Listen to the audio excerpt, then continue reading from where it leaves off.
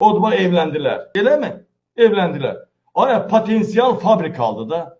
Hay kardeş, Furkan Niyan'ı aldı ha. Furkan fabrik aldı, fabrik. Kemalettin'in Düsseldorf'ta olan fabriklerinden böyle fabrik aldı.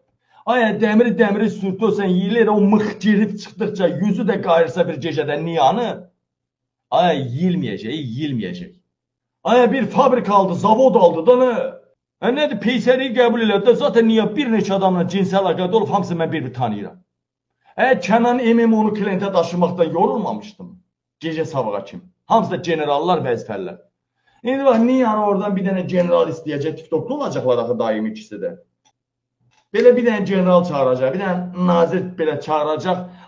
Əmi çağırıb, dayı çağırıb, bibinin toyu, xalanın sünnəti deyib qaçacaq Bakıya. Generaldan yatacaq, sabah 100 minlərə aparıb gedəcək Türkiyəyə.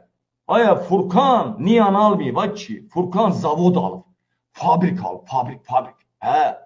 Furkan oldu zavod müdürü. Oldu, ne bileyim, nətər deyim, elə bil ki, Tesla'nın sahibi oldu. Tesla olmasa da bir balaca deyək də. Necə deyim, Mercedes'in olmasa da elə bilin ki, dəyərlən vətənlərin Kia'nın sahibi oldu. Vəssalam. Kia'nı istehsal eləyən zavod bir Kia'dan heç 150 dollar götürmür.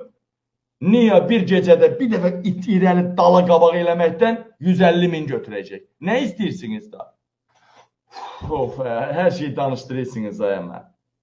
Biri var o boyda qoyunlar, danaları, evləri, maşınları yoxdur. TikTok'a çıxmasınlar da. Üstəlik Bakıda da onu qayıran adamlar yoxdur. TikTok'a halal qazansınlar, yesinlər, başqa işlə məşğul olsunlar da. Və niyə TikTok'dan əl çəkmirlər?